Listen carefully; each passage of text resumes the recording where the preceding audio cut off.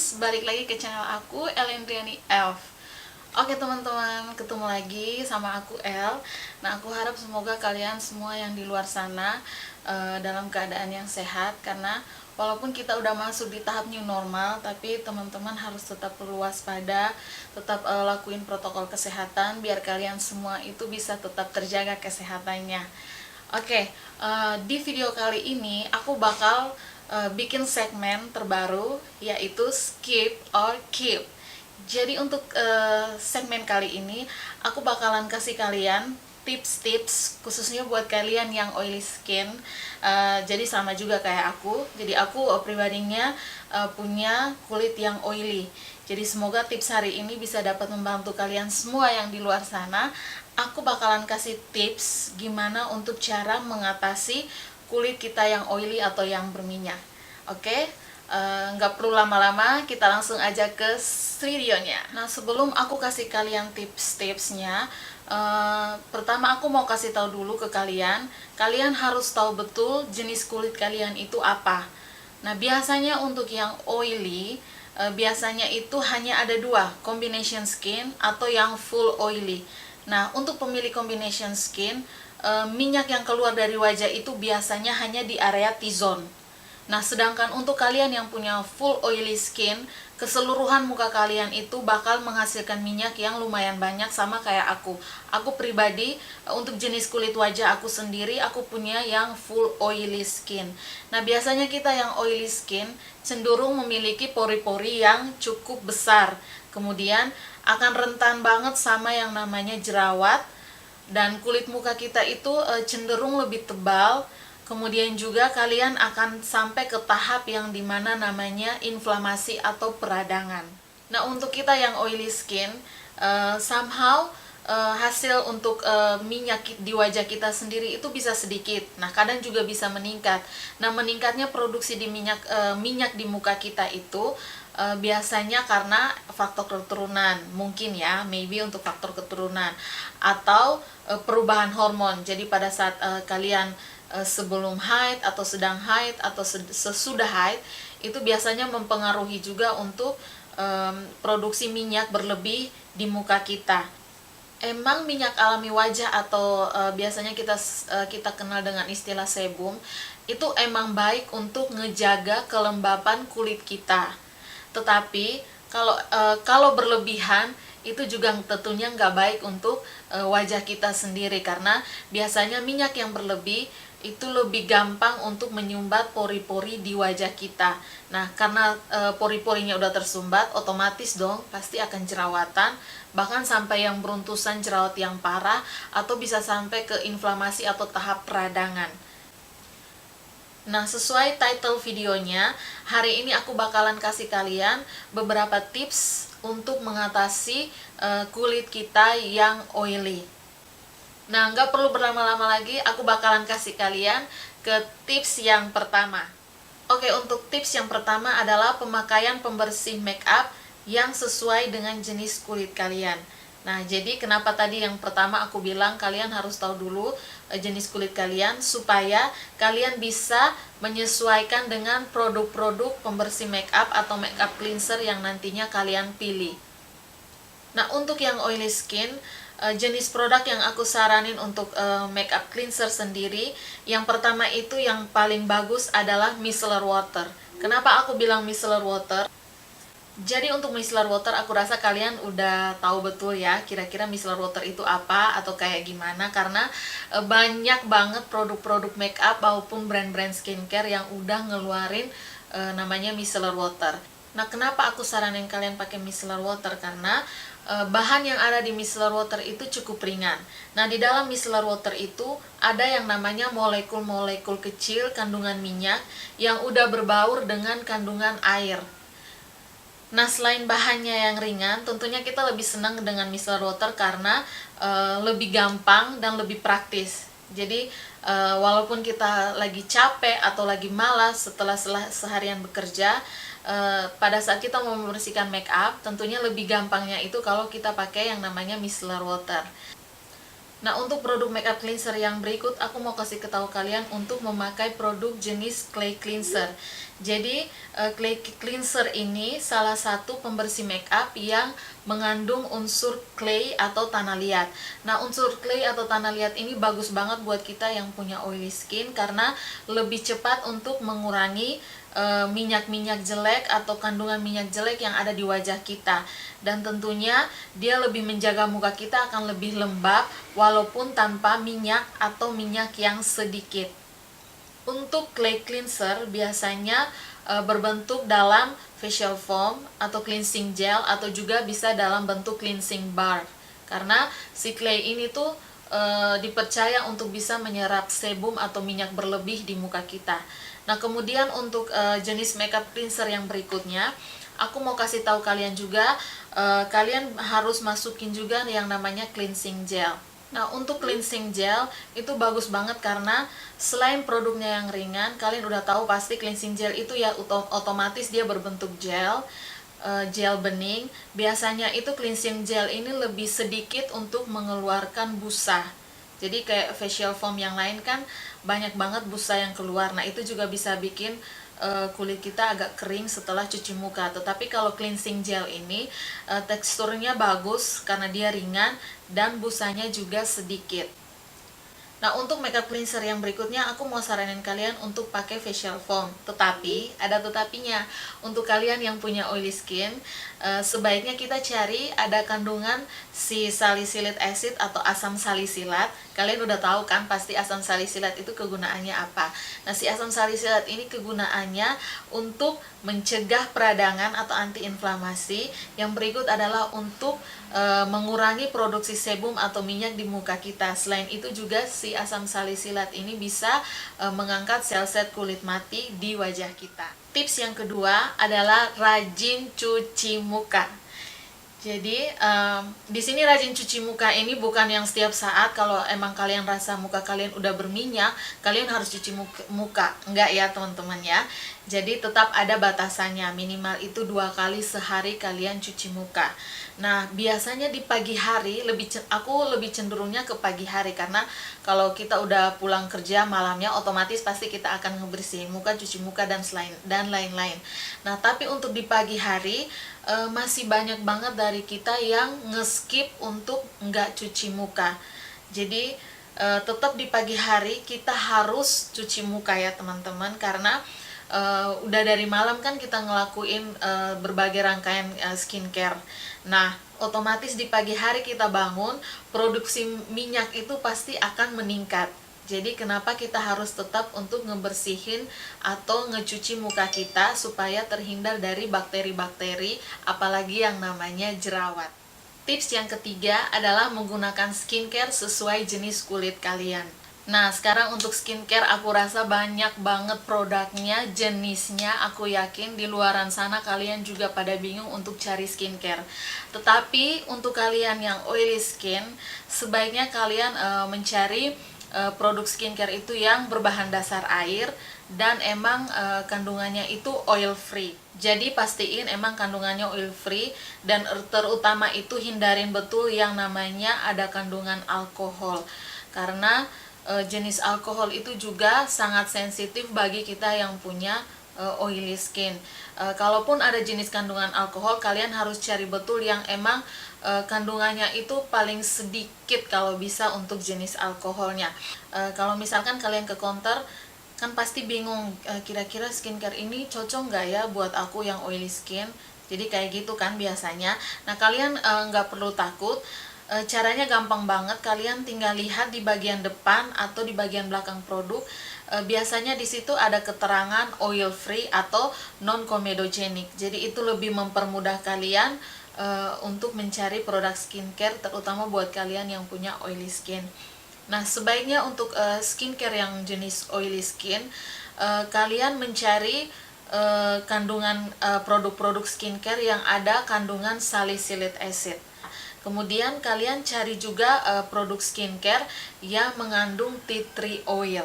Nah, untuk tea tree oil, aku yakin banget kalian udah pada tahu tentunya bahwa jenis atau kandungan tea tree oil ini bagus banget buat ngehilangin beruntusan atau jerawat di wajah kita.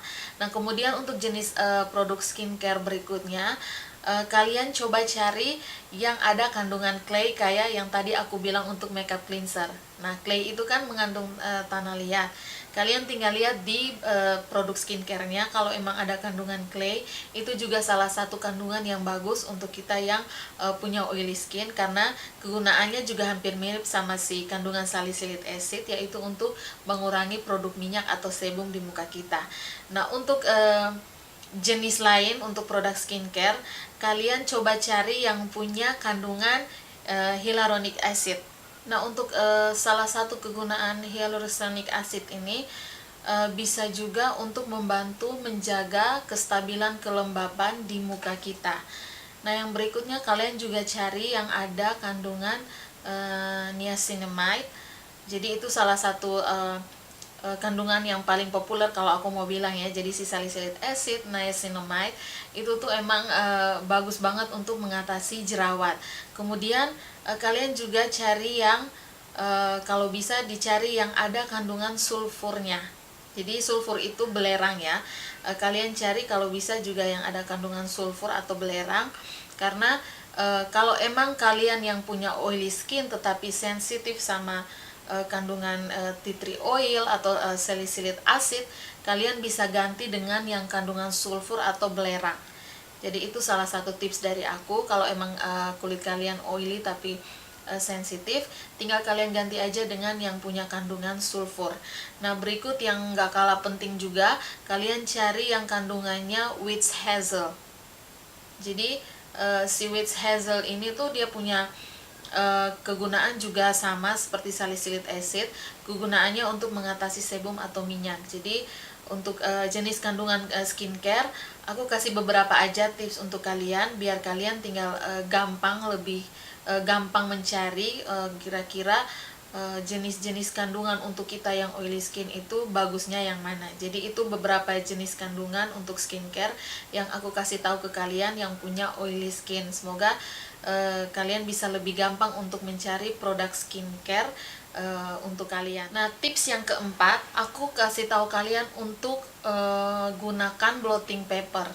Nah, semua kalian pasti udah tahu kegunaan blotting paper untuk menyerap produksi minyak yang keluar di wajah kita. Kenapa aku lebih saranin blotting paper?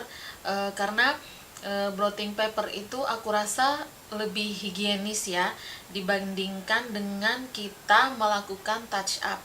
Nah, kalian bayangin aja kalau buat kalian, apalagi yang terutama kalian yang kerjaannya seharian, yang emang ngeharusin kalian untuk memakai make up sepanjang hari. Nah, bayangin sepanjang hari itu, walaupun kalian yang event itu di dalam ruangan sekalipun, apalagi yang berada di luar ruangan, seharian itu aku yakin pasti banyak banget kuman, bakteri yang udah nempel di muka kalian. Itu aku yakin banget.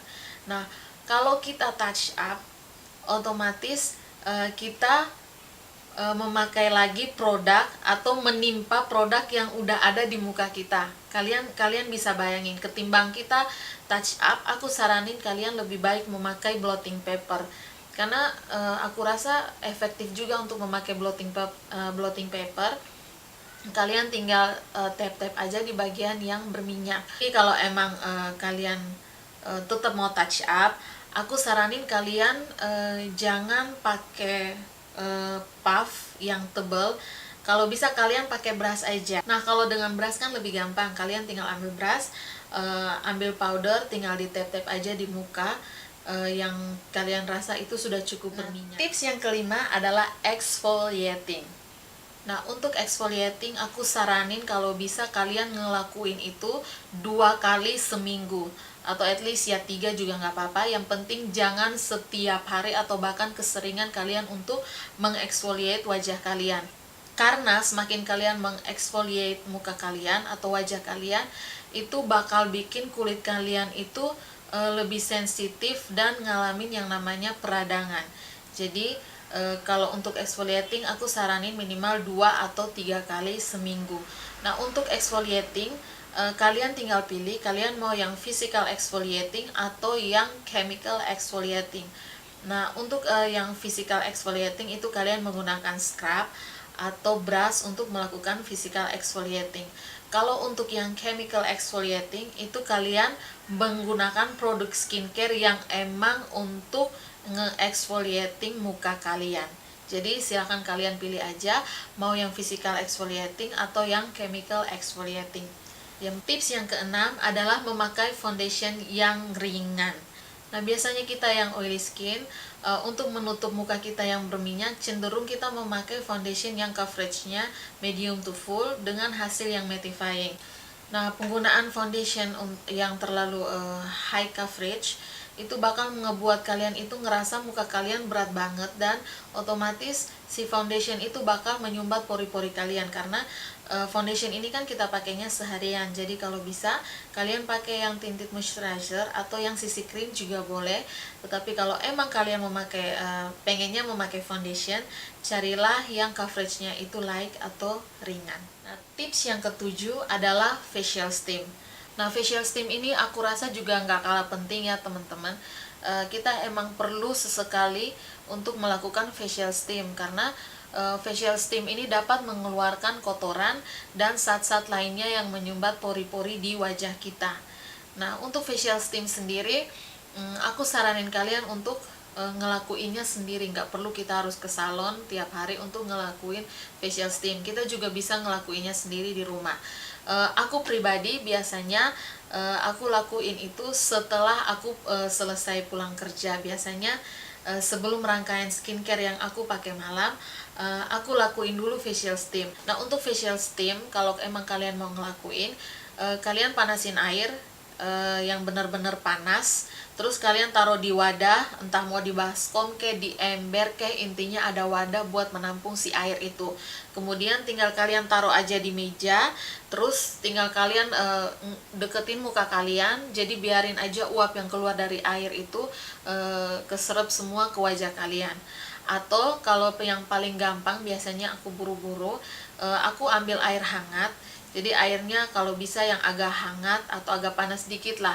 Itu kalian tinggal ambil wastafel, kalian tap-tap kayak gini, contohnya kayak gini ya. Aku biasanya lakuinnya kayak gini di muka aku biar air hangat itu keserap ke dalam pori-pori wajah aku. Jadi seperti itu biasanya aku lakuinnya. Tapi ini optional, tapi menurut aku sangat penting juga untuk kita ngelakuin facial steam. Nah, tips yang kedelapan yang gak kalah penting adalah terapi es batu.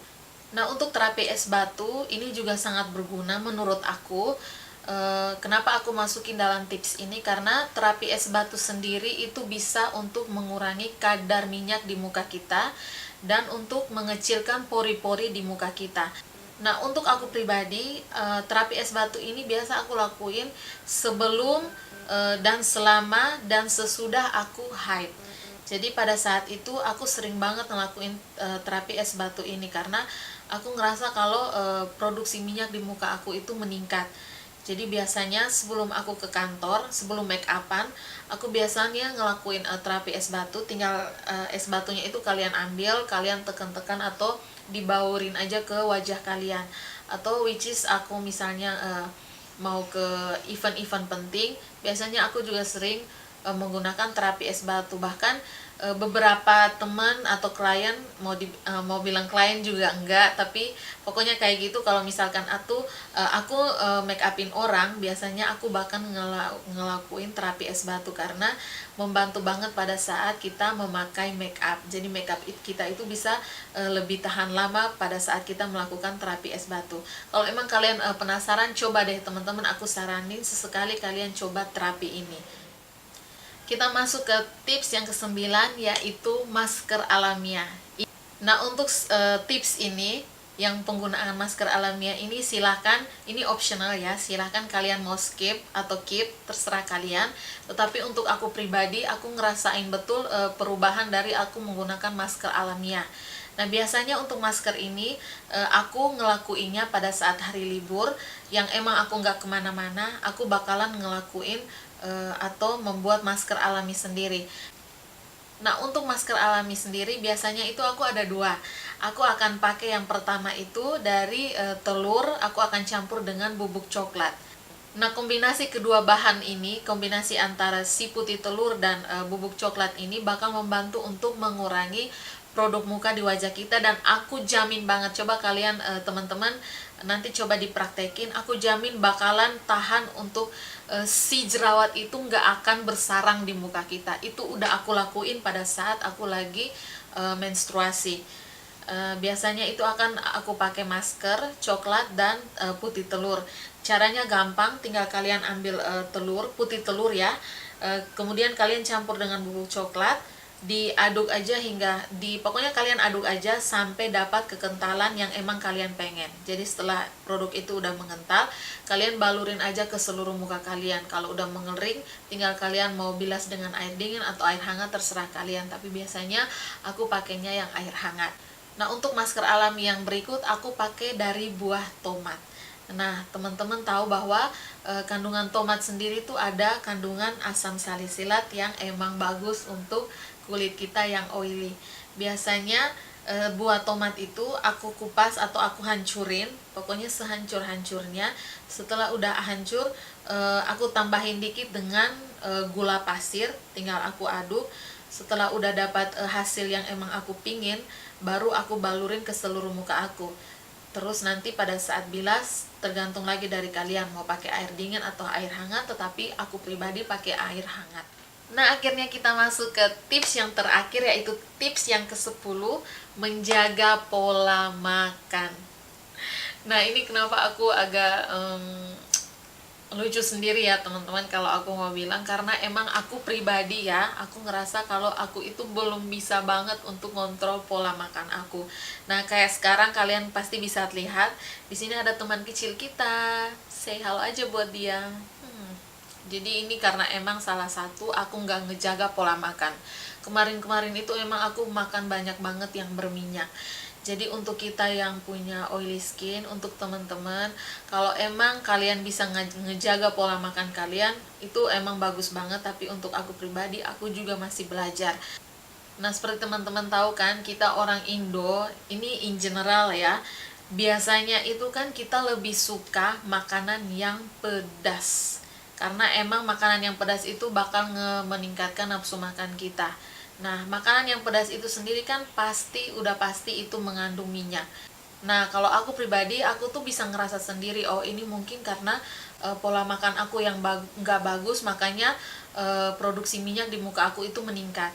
Nah, biasanya kalau aku udah ngerasa begitu, aku bakal produksi atau konsumsi makanan yang mengandung vitamin A kayak wortel atau belewah, bahkan bayam itu bagus banget untuk mengurangi kadar minyak di tubuh kita. Jadi teman-teman, aku tetap menyarankan kalian untuk penting banget kita ngejaga pola makan.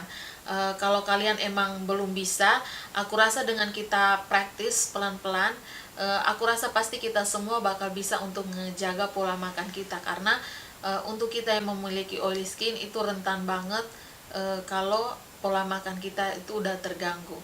Jadi untuk teman-teman tetap jaga pola makan yang sehat. Jadi kalau emang kalian ngerasa tips yang aku kasih ini berguna buat kalian, silahkan di-keep. Tapi kalau ada beberapa yang emang kalian udah lakuin dan nggak berhasil, silahkan kalian skip. Tetapi aku harap semoga tips hari ini yang aku kasih itu bisa bermanfaat juga buat kalian yang mempunyai kulit oily di luar sana. Nah, sekian untuk video hari ini. Thank you for watching. Jangan lupa teman-teman, kalau suka dengan video ini silahkan di like, komen, subscribe, dan share sebanyak-banyaknya di sosmed kalian. Thank you for watching and see you in the next video. Bye-bye!